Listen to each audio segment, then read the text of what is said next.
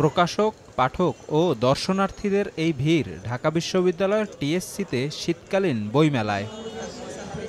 সাপ্তাহিক ছুটির দিন হওয়ায় শুক্রবার পাঠক ও দর্শনার্থীদের ভিড় ছিল মেলা প্রাঙ্গণে। উদ্যোগেরও কমতি ছিল না আয়োজকদের। কুইজে অংশ নিয়ে প্রিয় লেখকের বই উপহার পাওয়ার সুযোগও ছিল মেলায়। এমন আয়োজন নিয়ে উচ্ছ্বাস প্রকাশ করলেন কেউ কেউ। আমাদের আয়োজক কমিটি থেকে যেন মেলাটাকে প্রাণবন্ত করা যায় এই জন্য কিছু স্ট্রিট কুইজের ব্যবস্থা করছি এবং তাৎক্ষণিক তাদেরকে কুইজ বিজয়ীদেরকে বই পুরস্কার দেওয়া হচ্ছে। এখানে সব ধরনের বই ছিল, ইসলামিক বলেন, পাশাপাশি কিছু আমাদের আগের যে কাহিনীগুলো ইতিহাস টাইপের, এই কাহিনীগুলো আমরা এখান থেকে দেখতে পারি। আয়োজন খুব সুন্দর হয়েছে, আর আজকে আমরা ফার্স্ট আসলাম।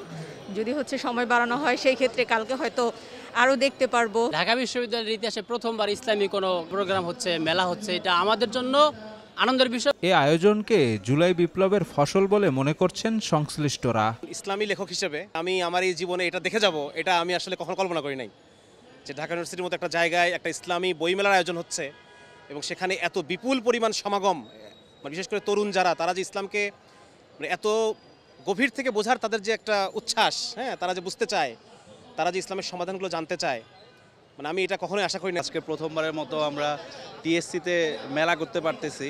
এটা আসলে সম্ভব হয়েছে একমাত্র জুলাই অভ্যুত্থানের কারণে।